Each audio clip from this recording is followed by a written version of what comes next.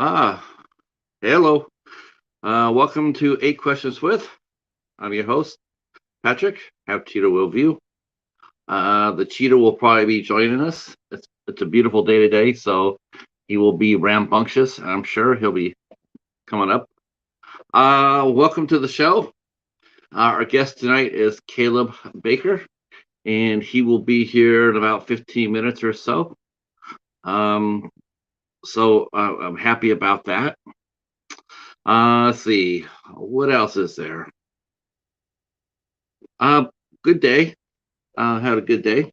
Hope everybody else did too. It's good weather. Oh yeah, today was library day, so we went to the library. I posted the video up, and it was a little thin, a little. It's sort of weird. It's like when I say that, it seems like when I say that, it's like the shelves are empty, and it's quite the opposite. It's like there's a lot of product there. It's a lot of movies and stuff, but there's really nothing there that's really grabbing you. It's just a lot of common titles, stuff that I'm not interested in. Um, so yeah. So as far as that goes, it was a little thin. They didn't have any library movies, so no Benedetta, no Lamb, none of that. Uh, I guess Spider-Man has been released. I know Scream's been released. Halloween Kills has been released. I have a feeling we'll probably see some of those movies in a couple of weeks during the bag sale. I have a feeling they're going to be letting some movies go during that. The When they do that on new release day, it does increase business, so they must be aware of that. And I think that's really what it is. I think there's a combination of today being a really beautiful day, so nobody really was there. Um, I mean, I got there really late. I got there over an hour late, and there was nobody in the bookstore. So whatever there was there, I got pretty much got first chance at it. Uh, so yeah, I posted a picture and a video for what I got, so you can see it. Um, I want to thank you guys again for yesterday. We had a fantastic interview with Holly Lynch. Um, Super fun lady. Had a lot of fun. Great interviewer. Great interview subject, I should say. Um, you know, Hardworking, runs her own business. She's doing it the right way.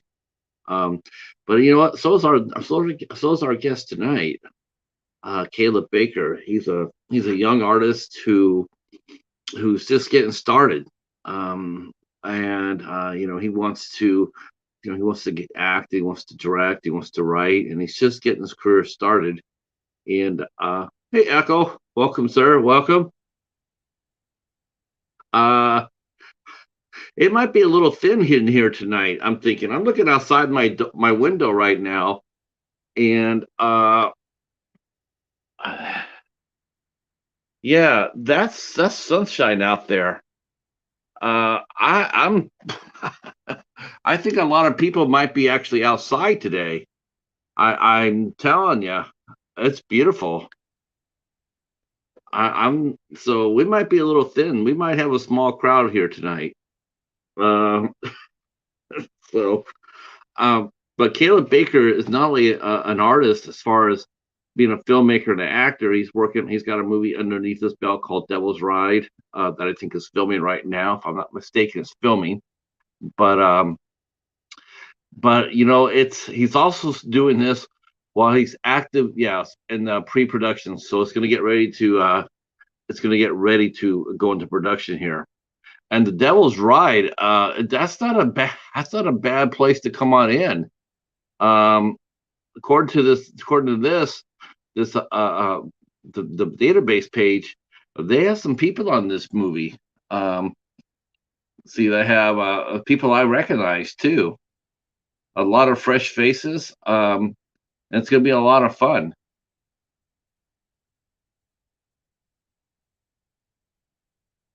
But of course, when you're serving your country as Caleb is on an aircraft carrier, it's let's see, you have the fog creeping. Oh, yeah, my friend Michelle's in North Dakota, and they're supposed to get hit with 3 feet of snow tonight. I said 3 feet of snow tonight. That's absolutely insane. I'm just blown away by that. And it snowed in your part of the neck woods, your part of the woods too. So Caleb's working. He's going to be he's heading out on a couple of assignments, and so imagine trying to be an actor, and basically um, you're trying to secure work, and wow, it's just really rough. Yeah, it was beautiful here in it was beautiful here in Plymouth too. Absolutely, absolutely gorgeous today. Hey, greetings, Camp Crystal Lake. All right.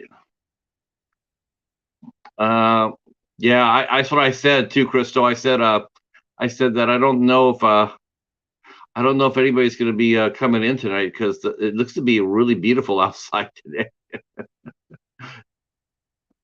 I think except for North Dakota.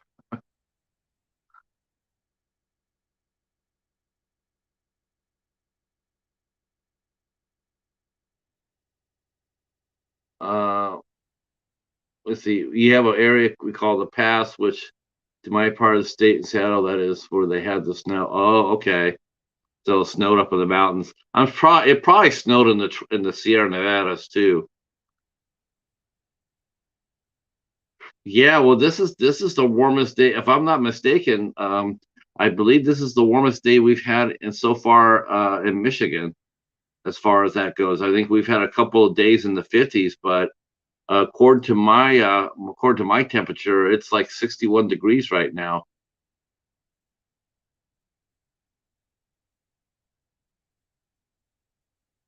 Okay, Crystal, did you do your drawing yet for your contest? I'm guessing that you have.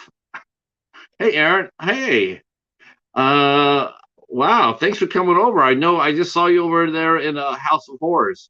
They're doing a special show tonight.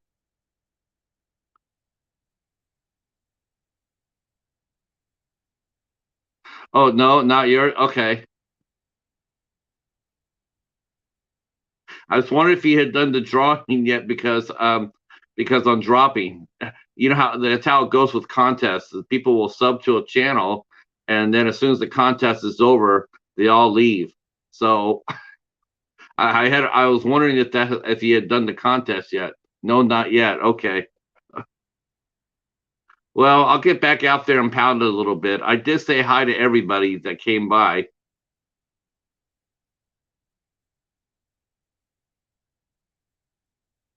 Uh, I'm gonna go on after this show too. I'm gonna do a food challenge after this show's over tonight.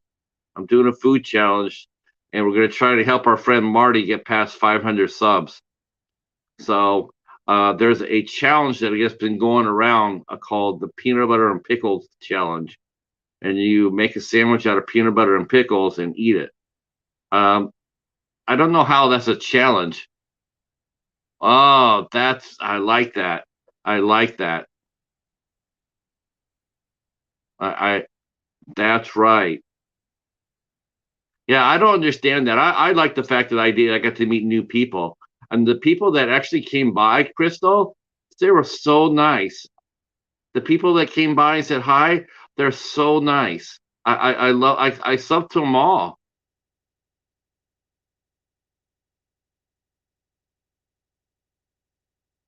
Um, yeah.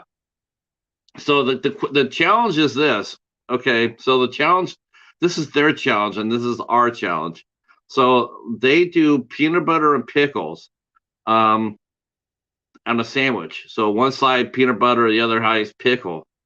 Now, I told Marty, our good friend from the Trash Picture Show, and I told him I would do the food challenge after this show.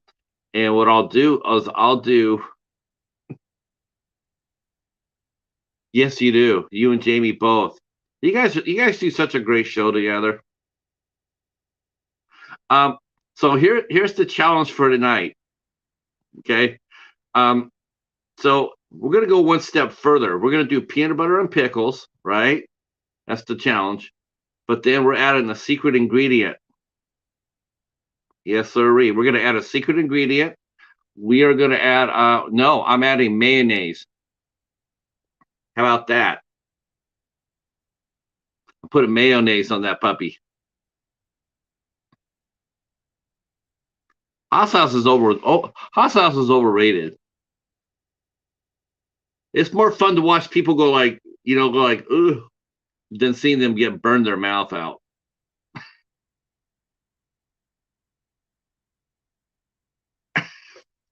That's the kind of response we're hoping for. But see, what we're going to do is I'm going to go downstairs. I'm going to make the sandwich, and then we're going to sit there and say, because I'll put it in the refrigerator after I'm done. And I'm going to sit there, okay, in an hour, I'm going to eat this sandwich if we get Marty to 500 people. We got to get him to 500. If we can get him up to 500, I'll eat the sandwich.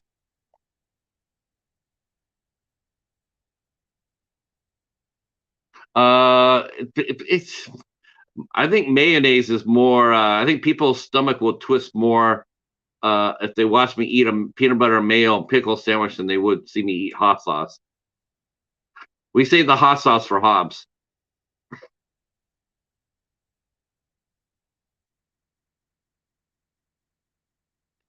We actually thought that Marty was we thought that Marty had already gotten 500, and we didn't find out to today that he had not. So I said, you know what? I thought we saw Backlash Catfish. He did the challenge. Him and his wife. Um, his wife did the challenge with with dill pickles, and then Catfish did his with. Oh, thank you so much, Crystal. The Trash Picture Show, Marty. He's one of the nicest guys. He really is.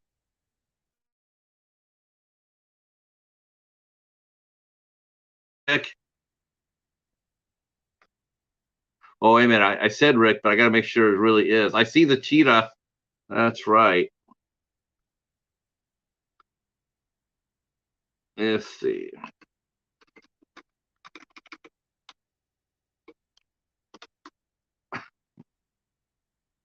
Yeah, I certainly can. Let's see. Let's see.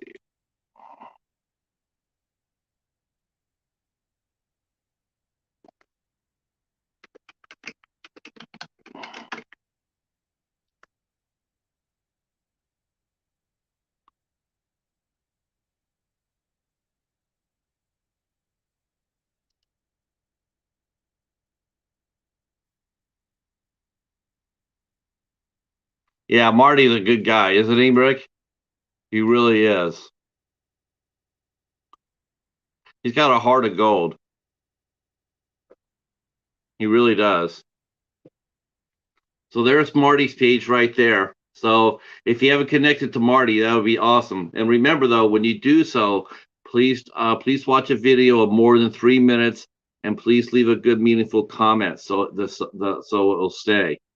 You know how that goes. He's so close to the mark, but we got to try to get him pushed over it.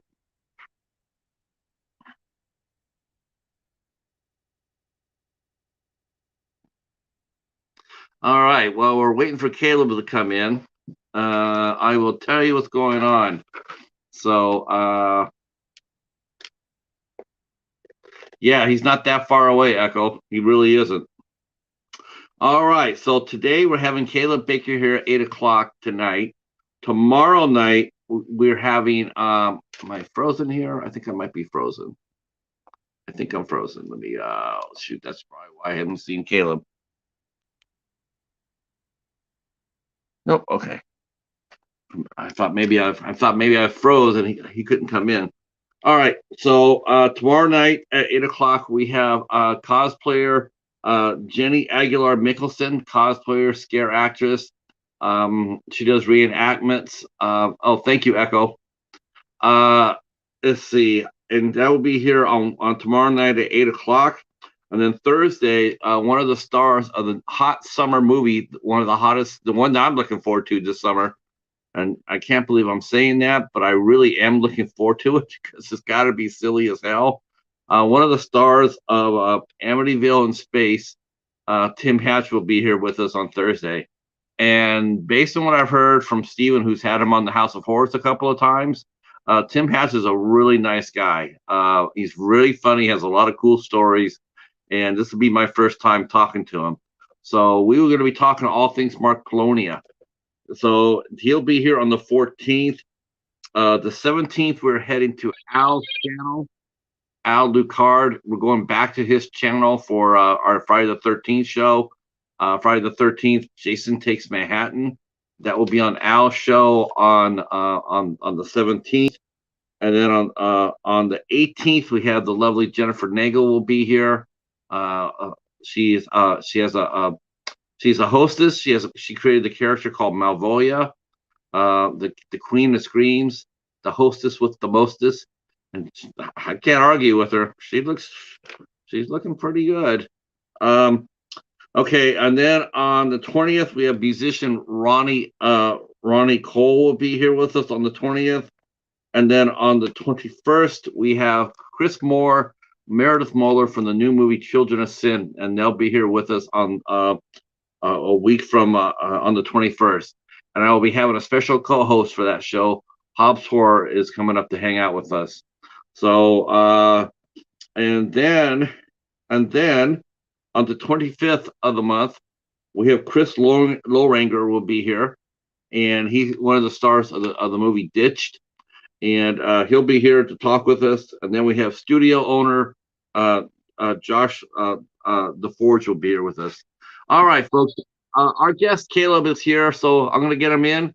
And thanks for sticking around. And if you can share us out, that's awesome. But otherwise, hang out with us while we ask Caleb his 8 questions.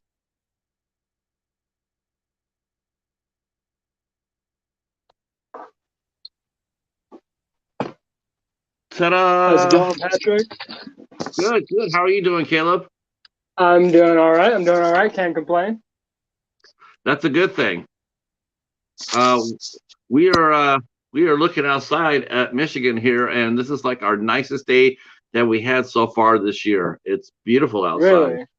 Yeah. That's honestly what's up. Here in Colorado, it's a tad rainy. It was snowing earlier, so it's been kind of about icky today. But I mean, it's looking like there's some better days out there. My friend lives in North Dakota. She sent me a map of her weather map, and she lives in Minot, and she sent me a map, and they're supposed to get 3 feet of snow today. Really? Yeah, between 30 to 36 inches of snow today. That's unheard of, honestly. Like, that's crazy. Yeah. It's been the coldest spring here in the Michigan since I've been here. I've been in Michigan now for 22, going on 23 years, and this is the coldest spring we've ever had. Really? Yeah. That's crazy, honestly. I mean, I've had snow in March before. I've seen snow in March. Yeah. But it's been, I mean, we got one storm, literally came in, dropped 10 inches, and was melted within a day and a half later. Yeah. That's crazy. That sounds almost as bipolar as Colorado, honestly. Can you see the chat? Because I want to let the people know if you can. Are you on your Let's see. I can. Yes, I can see the comments. Yeah. Okay, good. So I just want to let people know that. So when they drop a comment, so let's let you know that they are talking. Okay. Glad you guys are all here.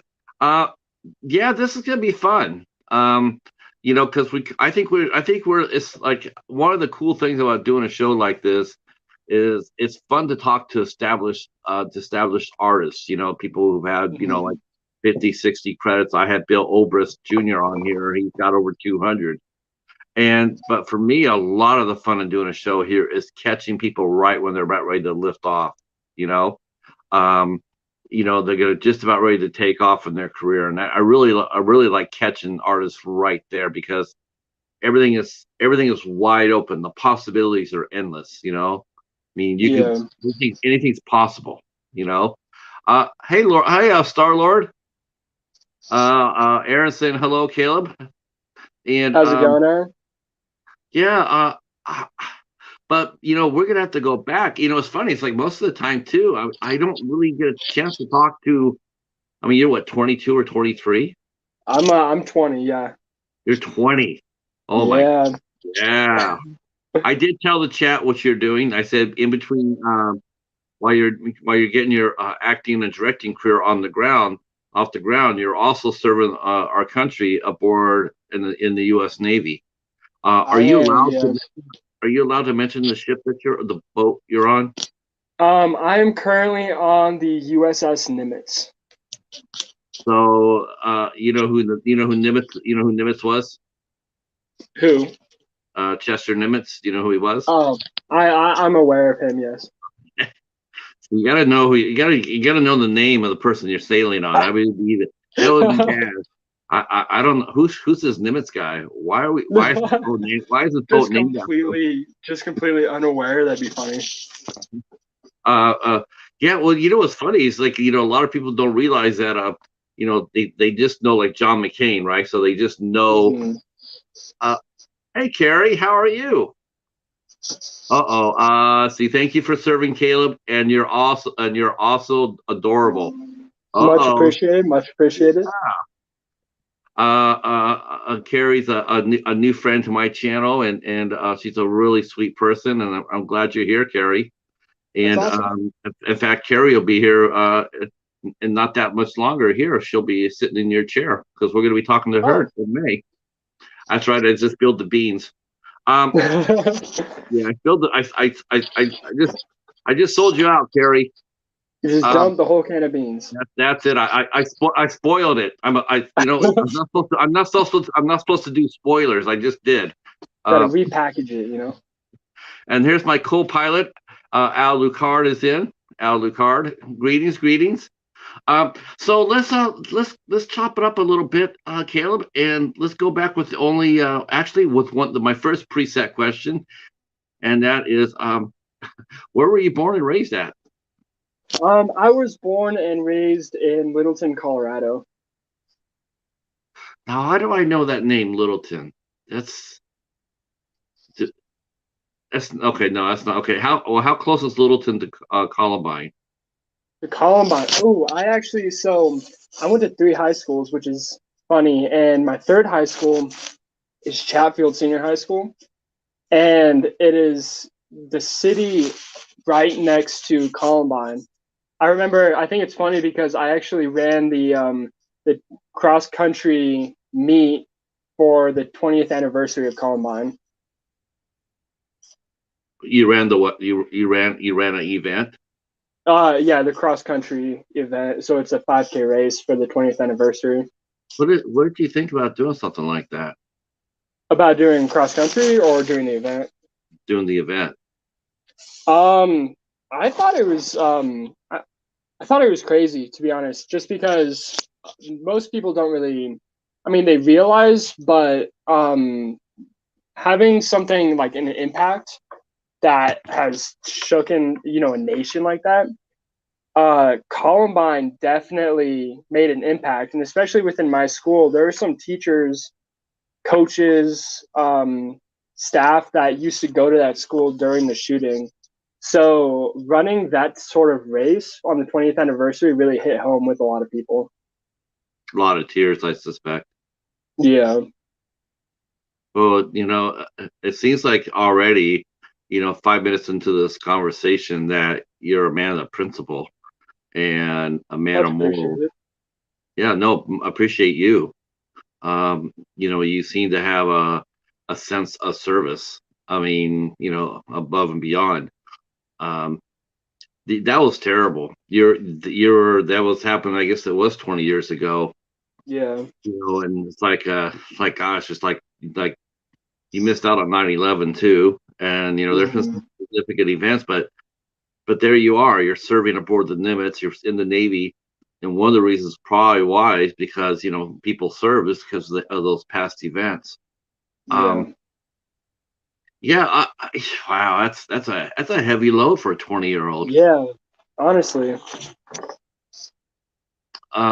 Let's see, let's see. Carrie saying she had the honor of meeting Crystal when I was a kid in school for an assembly. She was a strong survivor. I'll never forget her. Oh So wow. that must have been one of the survivors of a Columbine. Um, That's amazing. yeah, I lost my brother too. He got murdered by gun violence. Some kid Oh, I'm stole. sorry. Yeah, it's a very meaningful thing to me as well. Yeah. And plus you had that other guy who shot up the theater. There's been for such a beautiful state too. That's what Yeah, kills me about it. Colorado is it a beautiful state. There's a lot to do, a lot to see, a lot to engage a mind, and it's just like mhm. it saddens to me when I just see the. It's just like it's a little bit. I mean, do you feel 100% safe in your own state, or do you find I yourself once in a while looking over your shoulder? I feel completely safe here in Colorado. I mean, I feel as though any state can encompass both chaos and beauty, you know. I feel like with events, past events, anything, you know, bad bad circumstances can happen to anybody. So I feel as though you kind of just take with what you got and keep moving. Um, So what was your experience like growing up? I mean, did you have any inkling about what you wanted to do when you were younger? Were you a creative when you were young? Or did you like entertaining people? Uh was any of your family past military?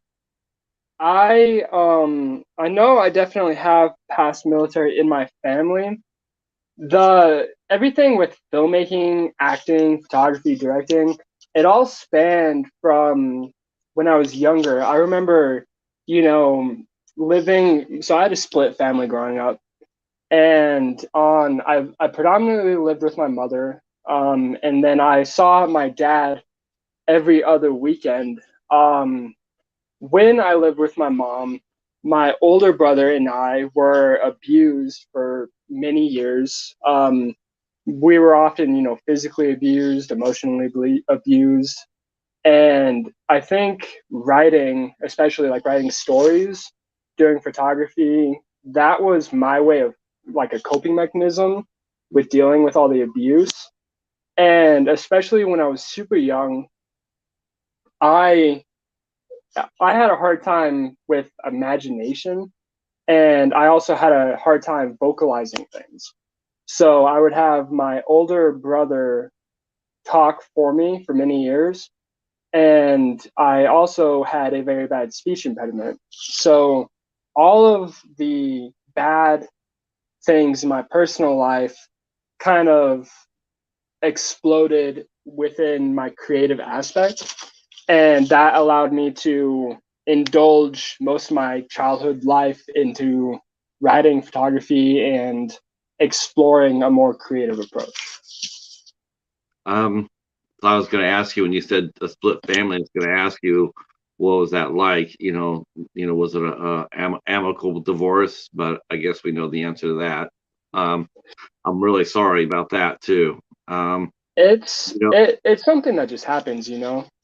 though, what really gets me, and this is honestly, see, there's a lot of people I know, including myself.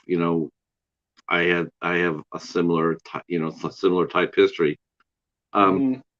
and the thing about it is, though, it's like I don't understand when people use their upbringing as an excuse to hurt people or to do crime or to, abuse themselves or whatnot. Yeah. I grew up poor, so I'm allowed to get away with stealing cars or breaking into houses because of my No, upbringing. exactly. And it's like, no, you're not, because there are a lot of people that Mm-hmm. come up from the same ranks and the same conditions and same experiences, but they come with more empathy and more, again, it's like you have every reason to be upset and to be bitter and to be angry, but you haven't. And Yeah. you've grown up caring about other people. and now you're with your service, and now with your creativity. So Carrie's right. Carrie's right. He says, you seem real strong right now, and it's highly inspiring. And I gotta agree with Carrie about that, because you just don't. I think it's very commendable. 20 years old, and you got a hell of a head on your shoulders already. Don't change that. I Don't won't. don't. I appreciate that. Yeah. Um, so writing really helped you out too. You couldn't vocalize yourself, so you started writing. And It taking did, pictures yeah. is also another good way of expressing yourselves. It- Now, well, did you see a counselor or a therapist when you were younger for the speech? And did they talk to I you? I had many years of speech therapy, just therapy in general. I it was really hard for me because being made fun of by my mother, just with everything going on, therapy and speech therapy alone helped me so much in you know trying to vocalize myself. But I think my dad is who was like behind me because whenever I would go to therapy or speech therapy and my mother would bring me, she would always try to have some sort of negative approach to therapy and try to make it seem like my abuse or my like the way I talked, the way I sounded was because the way she liked to put it was that I was mentally challenged, retarded, that sort of thing. And my dad was always my best friend, and he was there to tell me that, this isn't my fault. And he was the one that showed me how to vocalize myself. Therapy, I think, was there to help me express myself, even though my mom wouldn't allow me to do it at therapy, if that makes sense. Right. Uh, how close are you and your brother? And is he also a creative person as well? Do you guys talk about what you're doing as far as your career? Does he do anything artistically? Um, yeah, so a long, long time ago, when I was 15, 16, I remember, you know, this has a whole story behind it. Uh, my brother has had a lot of challenges in his life and a lot of differences with both my father and I. And so I had the chance to leave my mother's house, and I contacted child protective services, and I was able to leave and go live with my dad. And my brother, we made the choice to leave my brother behind with my mother. And so I remember that really impacted him really hardly. So ever since then, my communication with my brother has been very negative and very um, we haven't really talked in about 4 or 5 years now. He must have felt like you abandoned him then. That's that's exactly how he felt. And not to say my brother isn't a creative person. Growing up, he always used to draw. He was very passionate about certain things, but he always used what had happened with both of us as an excuse to not do what he wanted to do. And that's why he isn't that much of a creative person now. Yeah, what we just mentioned before. Now, when you were growing up, did what kind of movies and books did you like to read? I'm sure you read a ton of books when you were a kid. I love, you know, movies, books, everything. I think in terms of novels, Stephen King is definitely one of my all-time favorite authors. I used to love, taking one of my dad's books and going and like reading it. Like, if it was, just any Stephen King book. And then I remember very early on, my dad introduced me to like the Universal monster movies. So I'm talking like Frankenstein, Dracula, the Wolfman, Mummy, just like those old black and white movies. And I moved from that to Alfred Hitchcock, which I love. Alfred Hitchcock is one of my number one inspirations, and I really dig what he was able to do with horror, thriller, all of that. And I moved from that to more gore, like House of a Thousand Corpses, Rob Zombie. And then I moved from that to like James Wan, the newer like psychological horror. And I think over the decades that I've been alive, which probably isn't that long, but my taste in horror has kind of differed, but I can always show appreciation for those old school black and white horror movies. Yeah, see, most of the time, young fans, when they're growing up, I mean, especially now, they go and watch all the flash and dash of the horror films now. Like they watch Mm-hmm. like the Texas Chainsaw Massacre, new movies, stuff like Yeah, the Scream movies, whatnot. And they don't really understand because they don't really get a chance to. It isn't until their movie taste, they go back and they appreciate the table setters, the Universal monsters. I mean, without them, we wouldn't have this, and exactly. it's really cool to hear you say that you're yes, Vincent Price. Yes, Vincent Price. A lot of people, Vincent Price. yeah, I dig Vincent Price. a lot of people think Vincent Price from his later career because he did a lot of comedy, a lot of stuff late. Mm-hmm. But if you go back to the heart of his career, he was very effective. Oh, He's a classic. he Um, 100%. I agree with you. the Universal monsters. I mean, you gotta love those too. I mean, I remember right first time I saw King Kong. I was like, that's Mm-hmm. so wicked. It was so much fun. And and And uh, and then growing up, I grew up on I started mine when I heard radio. I used to listen to radio programs. mhm. And then I got into reading the comics, and then movies. I actually came reverse, like most people today. They go straight to the movies, and then they go back to the books, and then comics and whatnot. And me, Yeah, I went from radio. I went from radio to comics to novels to movies. And that's dope, honestly. um, so what was your favorite Stephen King book? What was your favorite book that he wrote? Um, I don't want to go completely basic with my answer, but like I always had a love for Christine. That's That not. that book was one of my favorites. Yeah, I guess. Yeah, that was a very good book. Hmm. Um, yeah, I enjoy Christine. I thought that was one of his best. Um, that's funny because Stephen King was one of the first books I read too, and Really? mine was The Stand. Okay. How'd you like Uh, that book? oh, magnificent. It was awesome. And then Do he you know? Oh, you can continue. Sorry. no, no, go ahead.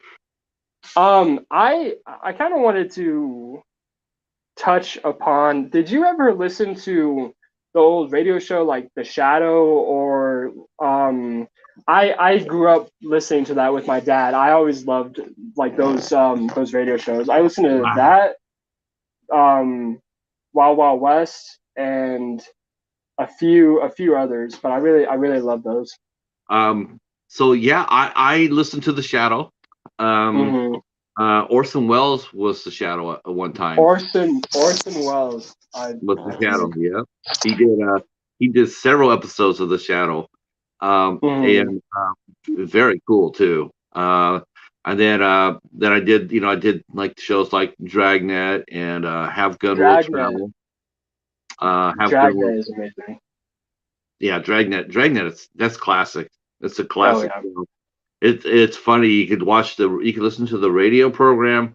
A lot of the radio programs they just transferred over to from the radio to the TV show, and then Mhm.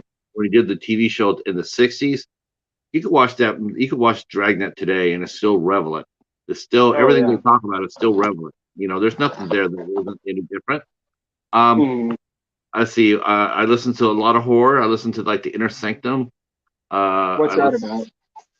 like suspense, like they do. Like Okay. you ever read comic books? Hmm. The EC books, like or Tales of the Crypt. Oh, I know Tales of the Crypt. Yes. Right, right. It was like that on Okay. radio. So it was very in fact there's a YouTube channel that's all they play is old classic radio shows. And Hmm. I can send that. I'll send you the link after the show. And they Oh do yeah, all definitely. sorts. Yeah, they do all sorts of radio shows. A lot of them are in the public domain, so they're able to grab them and play them. And yeah, there's hundreds of people that listen to it. Um, That's so awesome. that's fun. Now, what about movie wise? I mean, as far as you're watching the Universal monsters. How old were you when your dad introduced you to Godzilla? That's crazy because I think I had to be super young, honestly. I want to say definitely around like 6 through 8, somewhere around there. I remember Godzilla was one of my brother's favorite all-time favorite movies. I love Godzilla. I think King Kong was definitely one of my favorites, and Godzilla was my brother's. But I remember my brother used to collect Godzilla like action figures. And I think also in addition to, what we're talking about Universal Monsters, I thought it was very special because my dad, he would collect all the action figures, the posters. We even had like movie like realistic masks of like Frankenstein Wolfman, and everything about that just made me fall in love with those movies. Uh, yeah, that's that's see there you go. Now, was there any particular actor? I mean, was there any particular movie or actor or director that inspired you to start thinking about becoming, maybe an actor or become a film director or, you know, was there anyone, was it your dad who influenced you to do this, encouraged you to do that? I So my dad definitely encouraged me and helped inspire me to pursue filmmaking, acting, all of that because every other weekend when I would come over to my dad's house, we always used to have boys' night on Saturday night, and we would go down to Blockbuster and we would pick an action horror movie. And I think just sleeping in the living room with a sleeping bag and watching like an old school horror action comedy movie, anything, that just it took me away to a different place when I was a kid. And that weekend gave me an escape from life, from anything. And I think that was really special for me. And my dad was definitely one of those people that inspired me and showed me, you know, different genres and different movies and different actors, and he is the one that I can thank for that.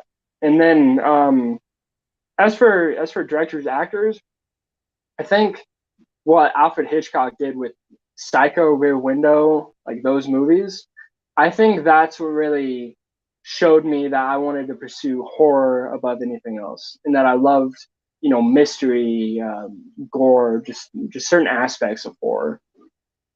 Right. You know, people, we all acknowledge that Alfred Hitchcock is the granddaddy of the slasher film.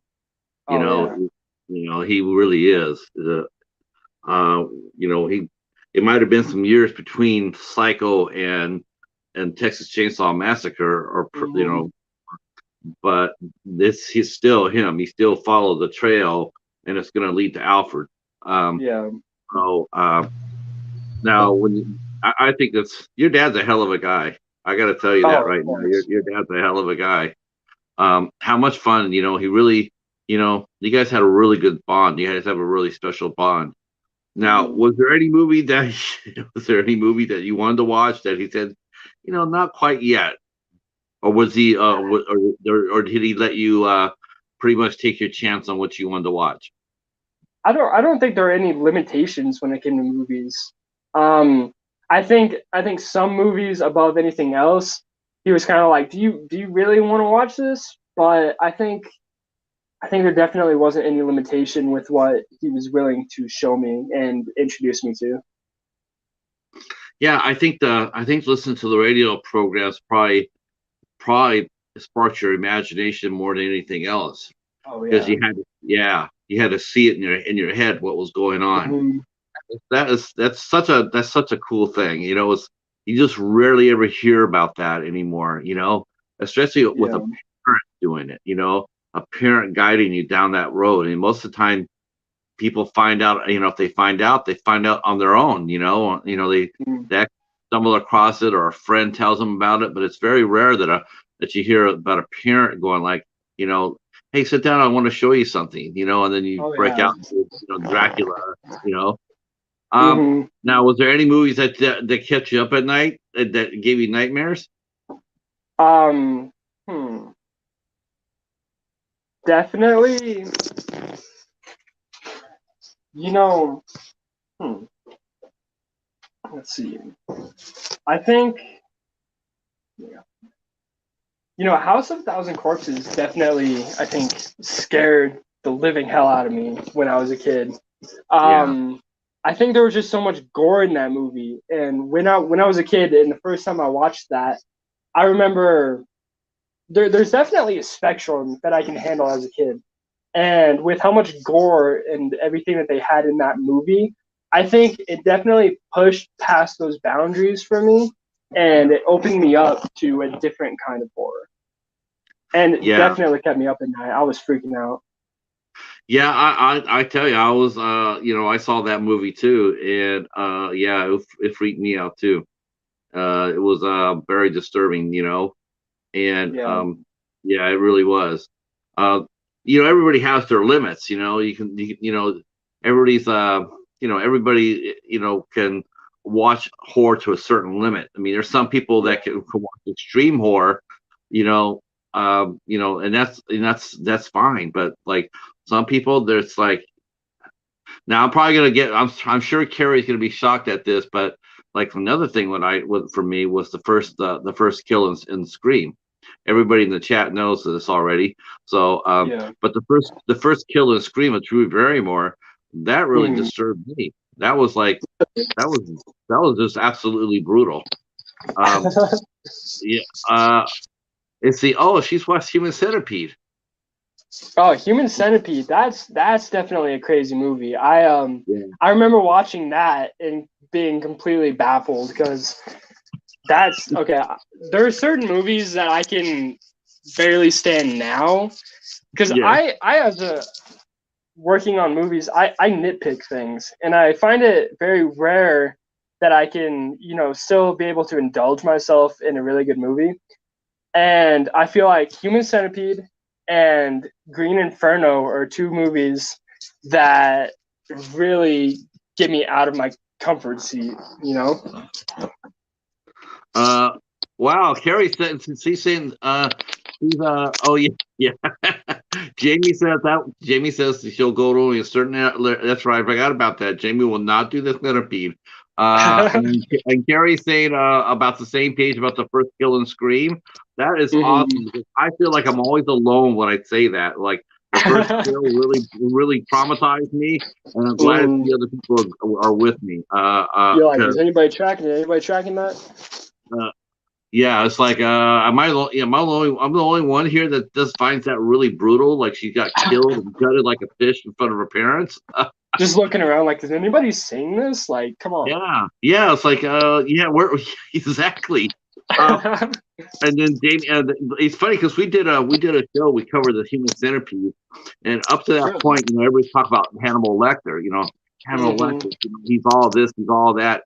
And then I watched the Human Centipede. I'm going like, you know, if I had my way, if I had to be examined by one doctor or the other, I'm thinking I'm Hmm. gonna go with Hannibal just about every time.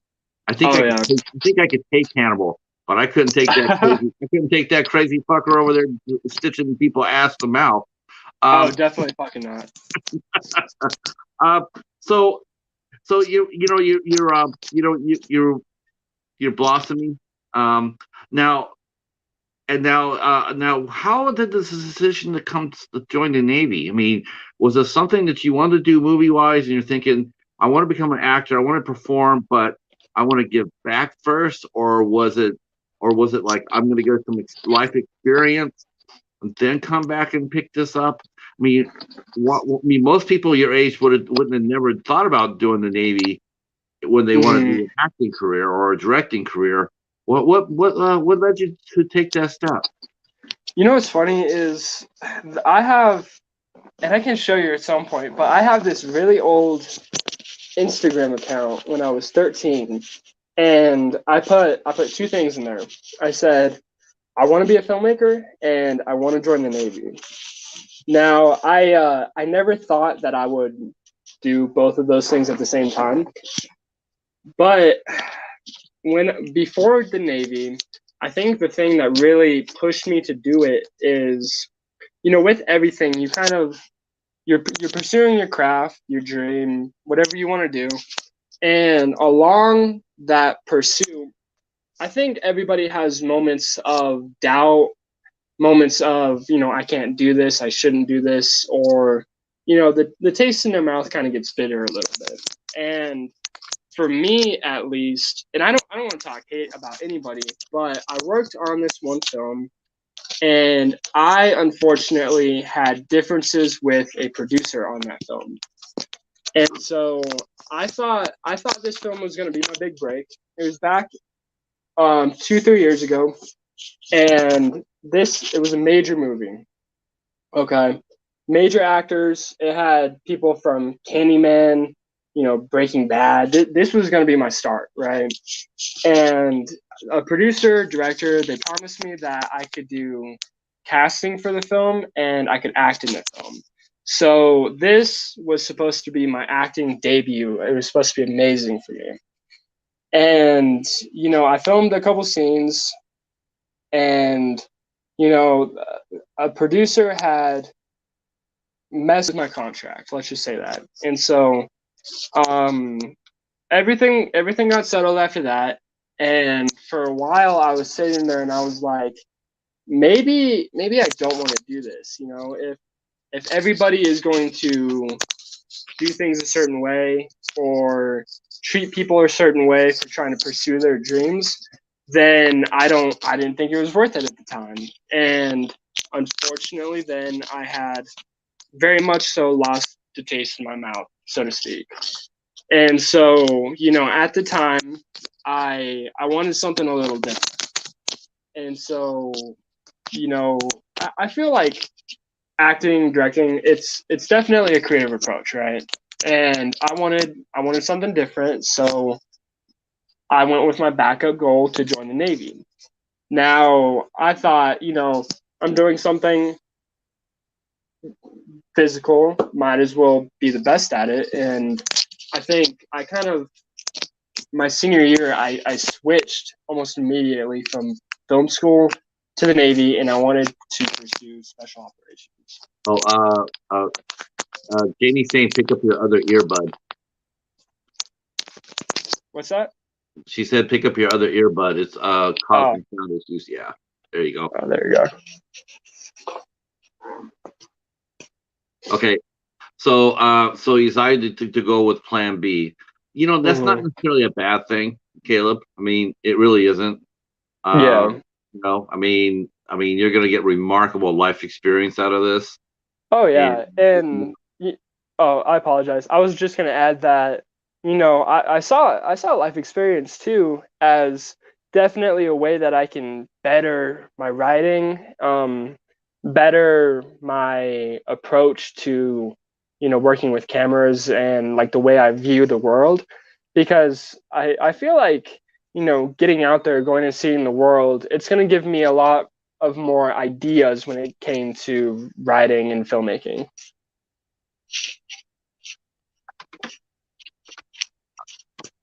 Yeah. Now, before you joined, I mean, before you got on that set and whatnot, had you started taking acting classes, or before you joined that set for that movie, had you started taking classes and started to learn your craft? I started to learn my craft, I would say, back my freshman year of high school when I did theater. I did theater almost every year of high school, and that is where my acting started. I remember I had some small parts and I had some bigger parts thereafter in terms of shows in my high school. But aside from that, I had never taken any acting classes or like any groups or anything. So you're just going just based on your instinct, and that's not necessarily a bad thing. Hmm. I think they're probably impressed that you were on the set. You're so young and you're on the set. And I'm sure you showed your maturity and your poise, and it probably was a little intimidating, quite honestly, Most because definitely. because you don't get to see people like yourself, come on and be self-assured and confident, and and actually willing to do anything it takes. Um, Hmm. Fortunately, you got your first lesson in show business. There are some shady people out there for sure. They Yeah. with your contract, they will. I mean, we talk about it a lot on this show, and Hmm. sure you'll probably experience it yourself. But independent filmmaking, it's really you got to be real sharp about it, because Yeah. there's a lot of shady practices. They're ethically questionable. It's Hmm. nothing illegal. It's nothing illegal, but Yeah. ethically speaking, it's a gray area. Yeah. Gotta That's watch totally out for. true. Yeah, your producer probably paid for his position. Yeah. you know probably Hmm. yeah, he's like, that's I heard your story. I'm like, yeah, that sounds like a pay to play scenario. um Yeah, honestly. And one thing I have sort of like a difference with is I've noticed nowadays everybody is doing, like Indiegogo funding for their film. And I've seen a lot of it and I'm completely for it. But I've seen more often than not that people are paying to get on projects, and I just I don't really see why or what kind of weight that has. no, it's not. It'll make your project. It'll make your project. I mean, it's one difference from going up there and saying, hey, I'll pay $300 to have Kane Hodder kill me. All right, yeah, that's Yeah. awesome. That's one thing. You get a copy of the movie. You'll get, we'll shout you out on our Instagram page. But when Yeah. someone comes in there and takes a part away from a working actor, uh, Hmm. it's a major problem. Like Yeah. you auditioned for the part, you won the part, and then you lost the part because someone has a bigger bank book. That ain't right. It's Um, completely not. And I think it takes away from the process of auditioning for a project. um, Jamie, let's see. Carrie said she values your strength and your maturity. Yeah, I do too. I'm impressed, very very impressed by you, young man. Thank you. Jamie, our friend Jamie says, what directors do you like? Yeah, what directors do you like right now? Like you mentioned Alfred Hitchcock when you were younger, but is there Mm, anybody here now in today's world that you look at and say, I would like to be like that? you But know, maintain my own identity. hmm, I haven't really followed that many directors nowadays. However, I think James Wan is definitely up there. Eli Roth is amazing too. Um, I feel like those two directors, just because in terms of horror and what they have done, I feel like each in their own respect has created a new take on Saw, on Annabelle, on just the movies they have created, and I feel like they both have been revolutionary. Um, I agree. nowadays I kind of appreciate a movie for what it is, and I find myself not really diving into who the director is as much as what I used to do when I was younger. To me, it's like we're all in our chat. We're all like reviewers and whatnot. Everybody, Mm-hmm. just about everybody here does film reviews or whatnot. And I gotta say this about Star-Lord. Star-Lord says that he would let Kane Hodder kill him for free.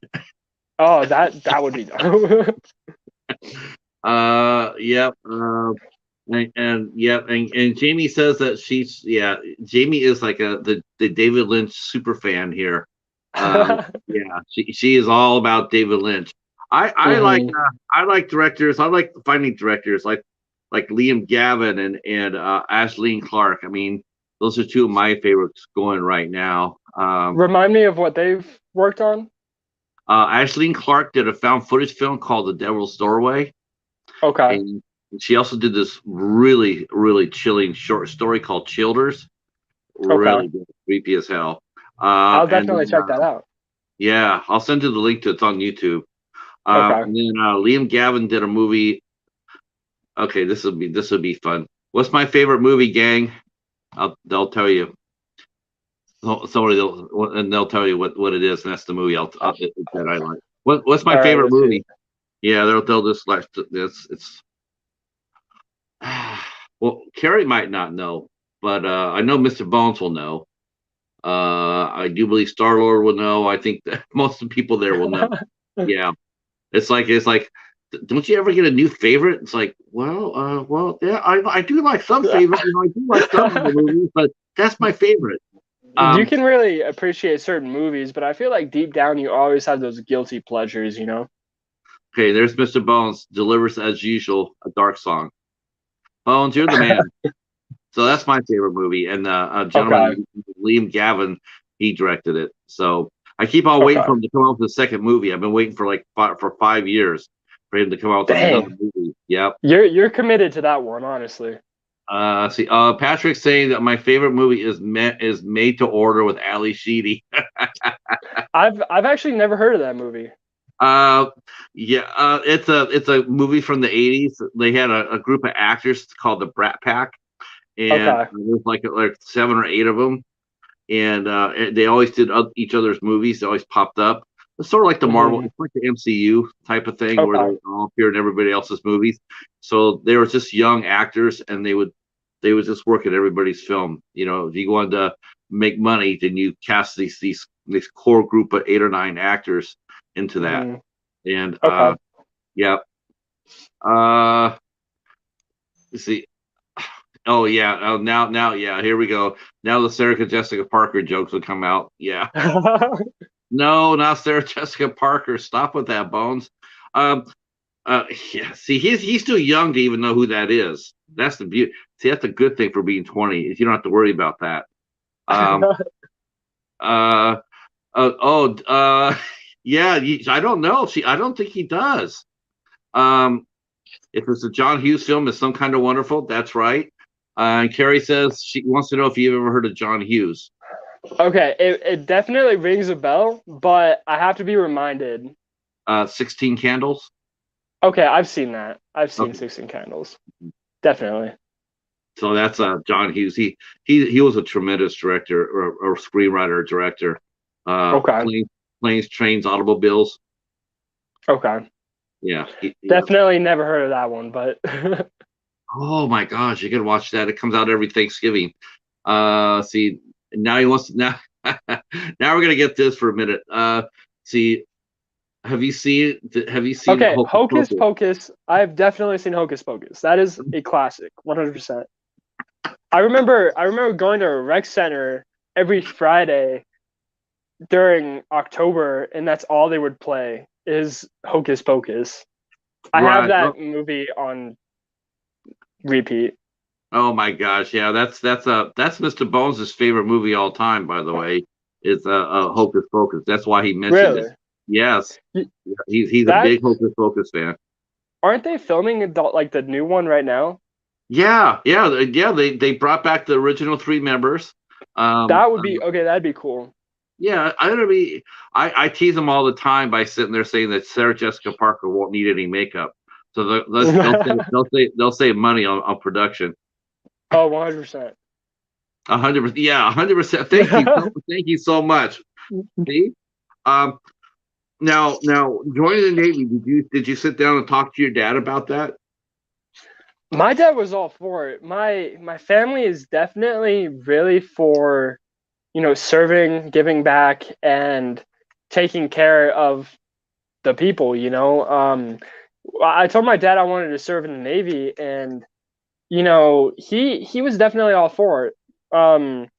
Whenever I was younger, he always I would tell him my vision with what I wanted to do, what my plan was, and he would always support me with whatever I wanted to do. So if I wanted to join the Navy, bam, he's definitely going to cry on that hug when I leave, but he's definitely all for it. Now here's a question. I hope I could ask you this question. Just remember what we talked about pre-show. Mm-hmm. Um, so now, did you always wanted to serve aboard a carrier? Was there anything about a carrier you wanted to was that your choice to serve aboard a carrier? Definitely not. I don't see anything wrong with serving on a carrier because there's so many people, you meet a new person every single day. You work with this band of misfits, so to speak. Everybody's so nice. They're so hardworking, and aircraft carriers are definitely amazing. But I never chose to do it. Joining the Navy, I joined to do diving, and I always thought I was going to be under the water, and so when I eventually got to the ship, it was kind of a culture shock, so to speak. I never chose to go to an aircraft carrier, but I definitely made the most of it when I got there. Now let me ask you again. This is just your opinion, and if you can't answer it, but used because I'm a military guy myself. Mm-hmm. So, what's your thoughts about the F-35?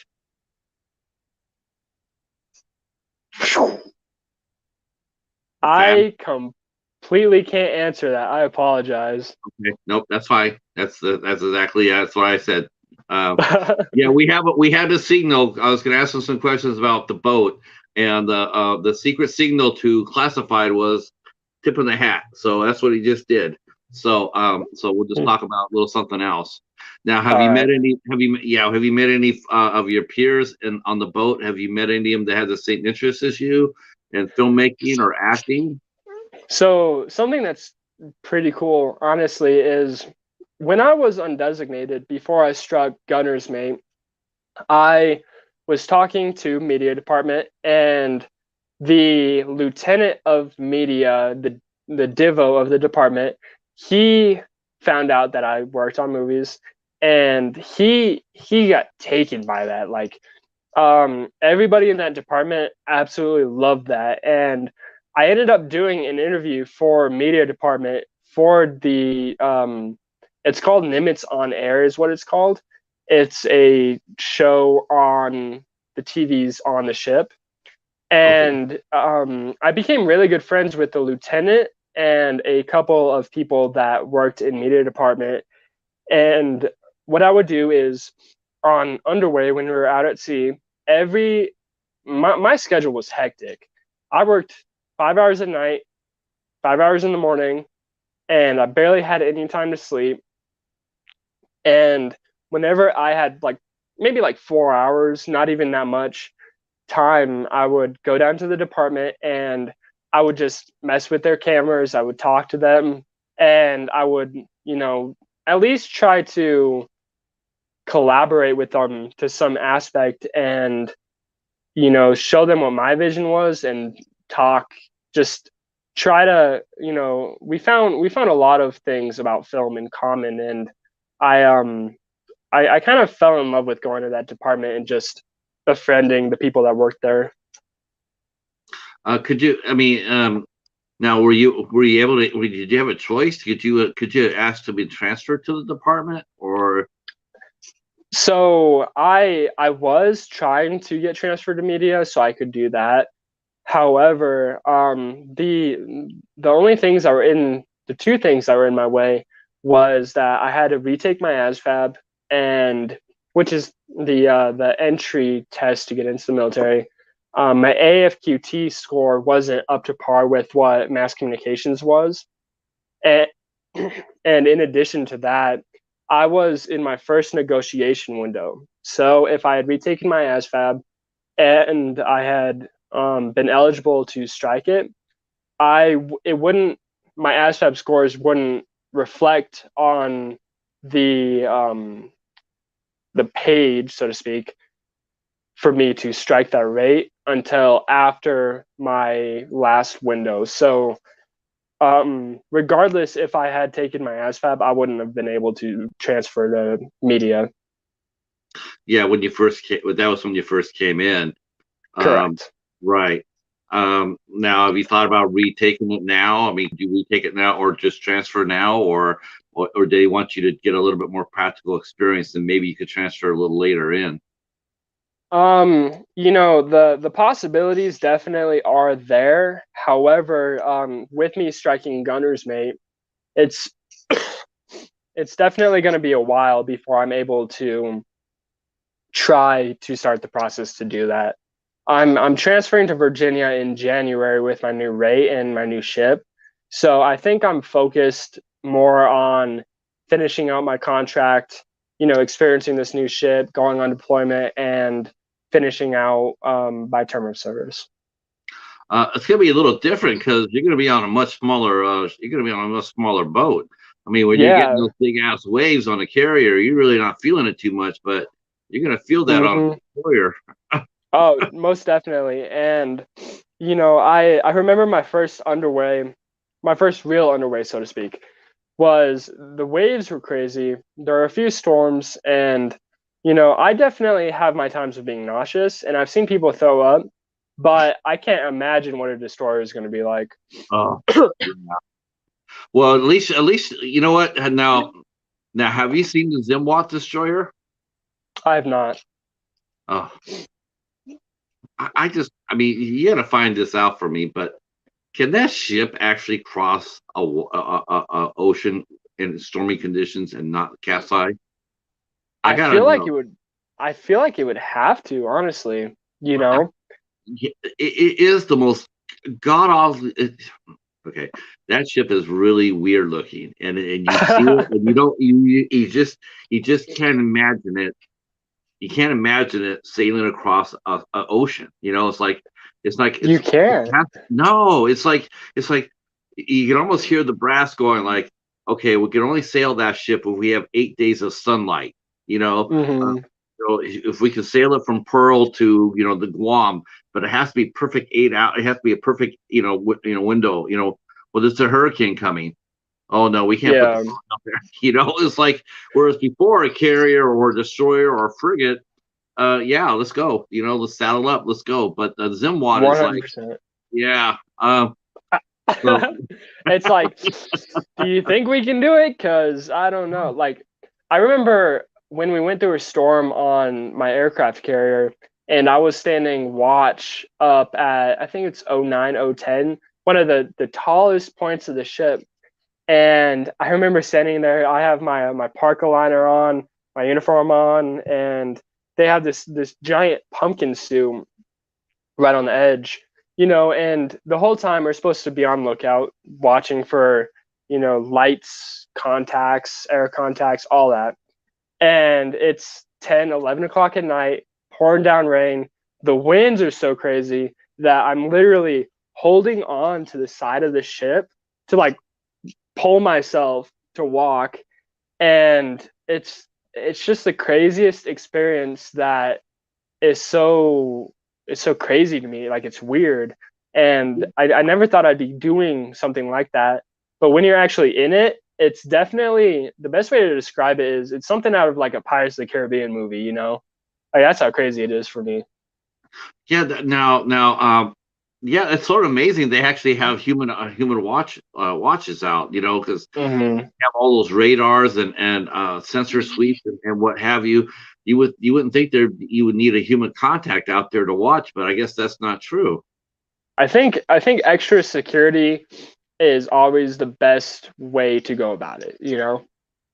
Now, are you allowed to do this? Are you allowed to keep a journal about your own, experiences, as long as you don't name names or locations? Like, if you said if you wanted to write about your experience about standing watch, are you allowed to write that? As long as you don't tell your ship's name or your commanding officer's name or stuff like that, or are they You encourage that? I don't see why not.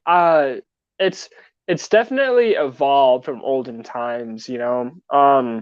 I think if somebody wants to, write about something, keep a journal, whatever the case may be, I say go for it, you know. If you want to be able to tell your story and tell your experiences, as long as you're not, you know, upsetting OPSEC or you're not giving away secrets or something, I think it's definitely a go for it, you know. I was gonna say that'd be a perfect thing to do for you, because you could write about Hmm. experience, because when you get out, you have all those stories in this, you have all those stories backed away. And as Yeah. someone who wants to screenwrite, or someone who wants to direct or act, it's it's funny. It's like once you go through certain experience like this, like you'll watch a movie like Greyhound, or Hmm. like, and then you sit there and go like, then you know the difference between Hollywood and real. Yeah. Like, yeah, they're not doing that. It's sort of I fun. it also it gives you another perspective when you watch something like Captain Phillips, like those the ship or terrorist movies or just anything, you know. It definitely gives you a new perspective of what they've gone through. Yeah, yeah, I agree with that too. I mean, that's something I hadn't asked you too either. Is there a favorite war movie that you like? What is so I can't think of the title right now, but it's definitely that one Andrew Garfield movie. Do you know what I'm talking about? Hacksaw Ridge. Hacksaw Ridge. I remember watching that movie for the first time, completely not expecting what would happen. And I got some tears in my eyes because I am definitely a sucker for inspirational movies. Hmm. And Hacksaw Ridge was definitely something that hit close to home because I was really feeling for that movie. Yeah, yeah. I was like that when I saw Saving Private Ryan. I Yeah, that mean, Saving Private Ryan is a really good movie. yeah, I was a mess 30 minutes into it. Uh, oh, NCIS. That's right. That's right. Yeah, the Navy Criminal Investigative Service. Uh, Hmm. I wonder, I wonder how many people watch that show on a boat. So if you come out, if once you when are you scheduled to come out? I know you got 2 years of reserve duty, but what's your date, or are you thinking about staying longer, or do you think 4 years is enough for your I experience? think I think 4 years is definitely enough for me. I've came, I've saw, I've experienced. I think I definitely want to take what I've gotten from the Navy, the life lessons, the, kicks in the ass that I've received, and I want to take that and move on with my life afterward and pursue a different career with myself. So, Okay. Now talk to us about how you balance, because you're still working. You're still a working actor while you're serving. mhm, That's the thing I that got am. me, was like, how are you able to balance that? Okay. So it's definitely hectic at times, but when I am in port, my job in the Navy acts as a 9 to 5. Every day, I'm expected to get off at a certain time. Now, after I get off, I'm either, practicing lines or, looking on casting websites. And when I do work on movies, I try to keep it on the weekends when I'm off, and I will either fly to go film or, when because my ship always pulls in to California for certain things. And whenever I go down there when we pull in, I will work on a movie in California or I will fly to, neighboring states so I can work on films. Yes, so you're working on one right now called Devil's Ride. What can you tell us about that? Okay, so this is a crazy movie, honestly. It's okay. I originally met the director Daquan Dunn over Facebook. I had seen some casting calls for the film, and I looked at it and I was like, you know what? This is crazy. I have a tendency to fall in love with posters. I think if a director has a good vision and they do all the good, like they do all the prerequisites to what production, they do everything that they're supposed to do in pre-production.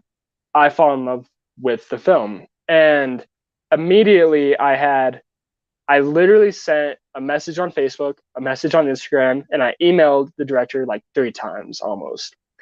And so eventually, I got really good with the director, the producer. I started meeting the cast and I read the script. And when I tell you this script is amazing, I mean it, because I read it and I instantly thought of Insidious, Nightmare on Elm Street, and some of the best movies I have seen, in the past couple of years. And I really just had a good feeling about this movie. It's definitely about a the main character's name is Aaron, and Aaron as a kid has had sleep paralysis. Um and it's continued to follow him through adulthood. And so I definitely have a side role because commitment issues with main characters kind of fall with, being in the Navy. But my character is different. I can't really give too much away, No. but I'm gonna scare some people. I can just say that. Okay, that's awesome.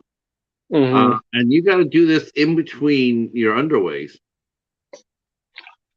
Yes, it's crazy. I've while I'm home in Colorado, I've been practicing lines and I've been going over, how I'm going to give this performance. And, the schedule for my underway and the schedule for shooting is it's fallen right into place. But if one thing messes up, everything messes up for me. And I kind of just need everything to like hit a home run for me for this project, and I'm really excited for it, and I just need everything to fall into place. I believe it will. I believe it will, and and I'm looking forward to it. I mean, I saw the young cast it has. It looks has a bunch of up and comers.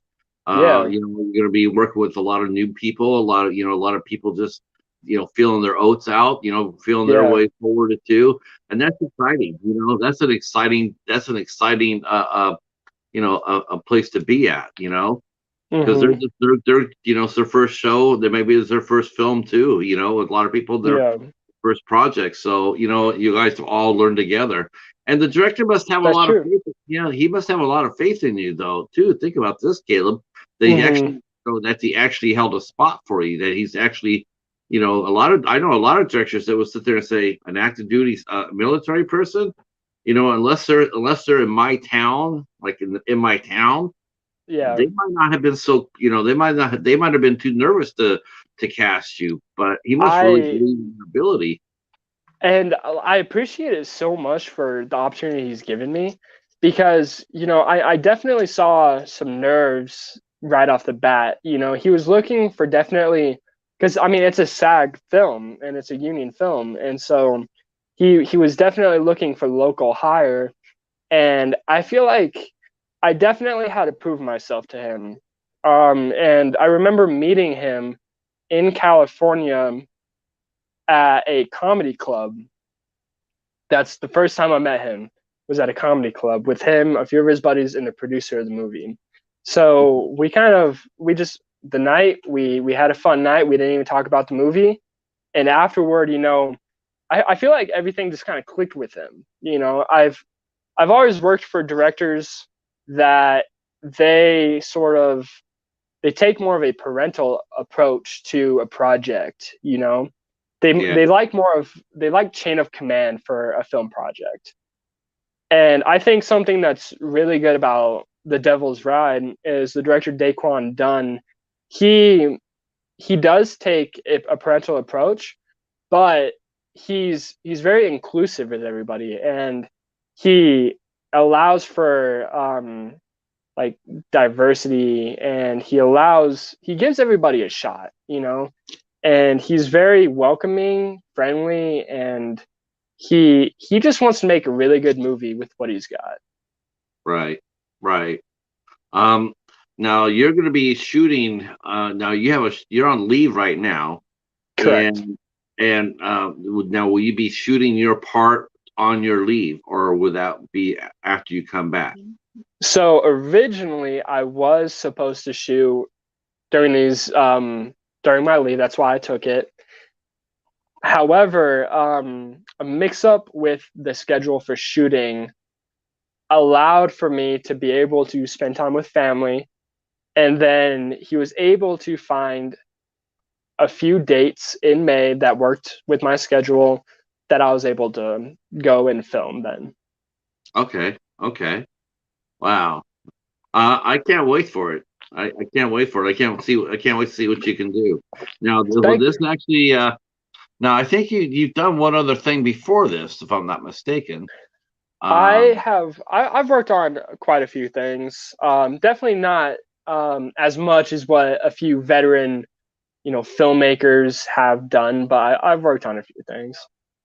yeah, it seems like you've done some directing. You did a little bit of writing. Mm-hmm. Uh, that's the thing. Yeah.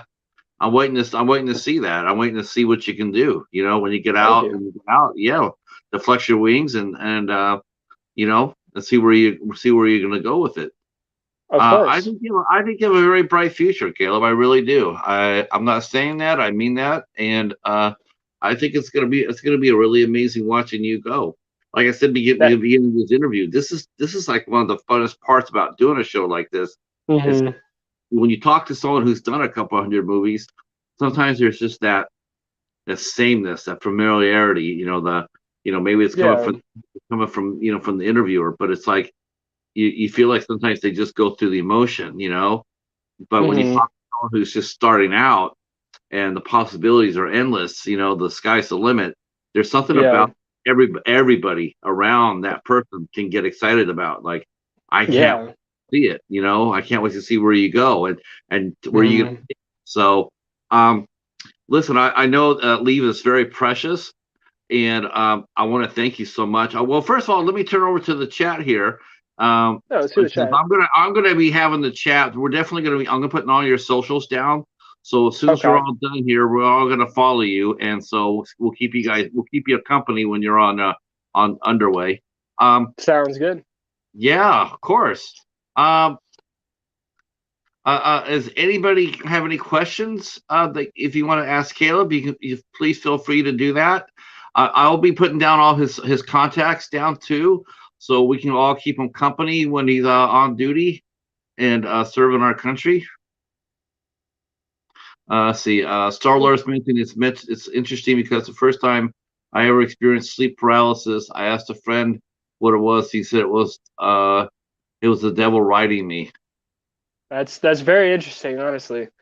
Huh. Yeah, Well, exactly. Star well, Lord gets it. yeah.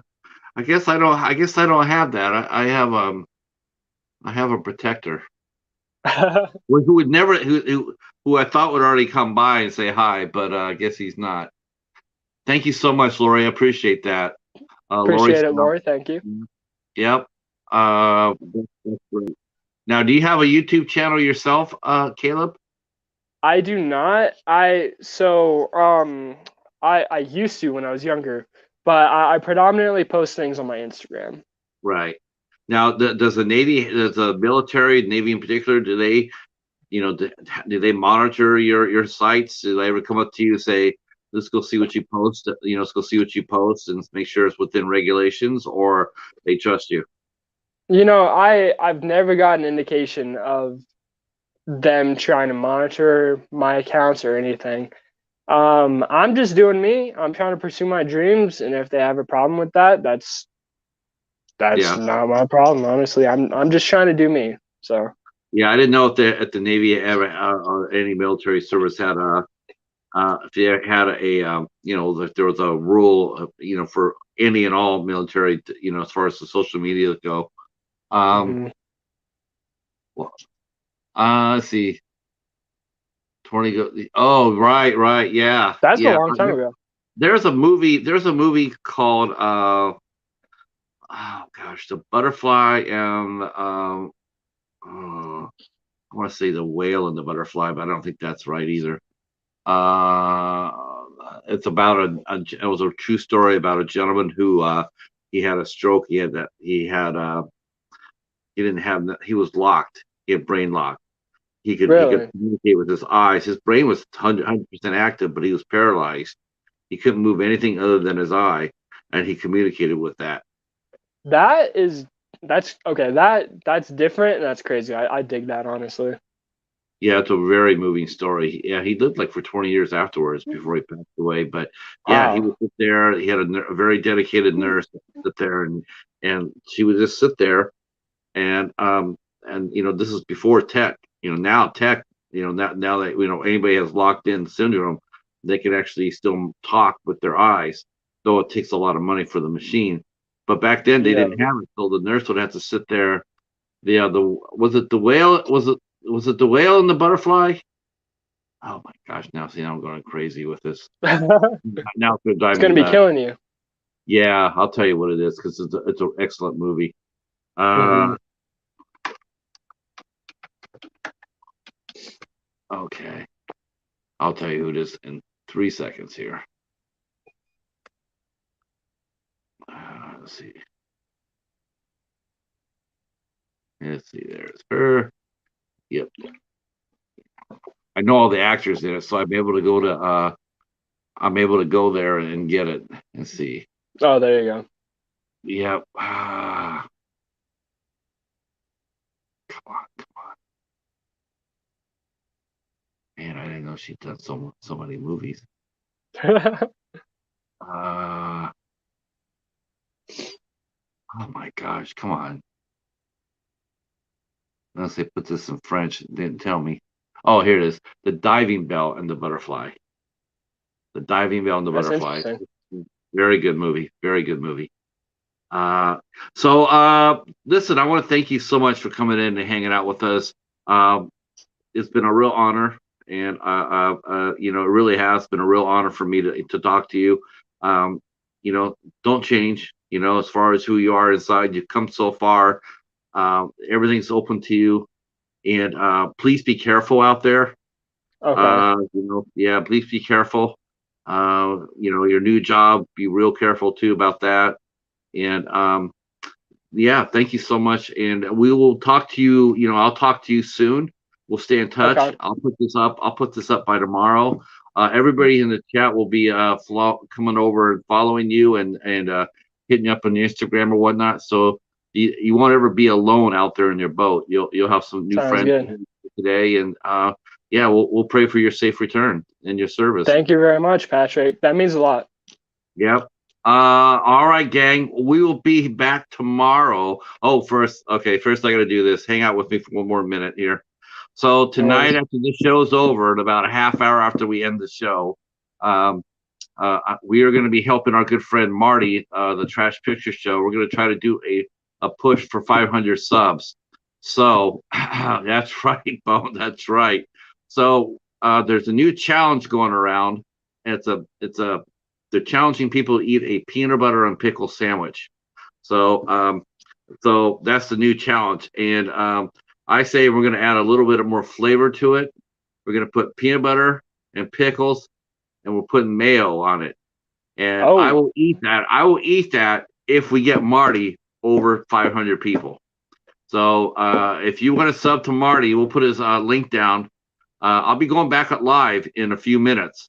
So me and Bones will be back here. If Bones will hang out with me, we're gonna go up and we're gonna make a sandwich, and then if you guys join Marty's channel, we get to 500. I will eat that sandwich live on the air. There you go. cool. All right, food challenge. All right. Lori's saying he's saying yuck. Uh, well, that's a good thing though. You want to see me do it though, right? That's the whole point. You want to see me eat it. So you Hey, you guys get have the to. emotion out of it, Yeah, you have to come out and watch. You have to help me push Marty past 500. Um, all right then. So I'll be back in about a half hour, guys, and we'll see if we Cool. can do this for a good friend. Everybody else, we'll see you tomorrow night for 8 o'clock with Jenny Aguilar Mickelson. Peace. Stay Peace. right where you're at, Caleb. All right.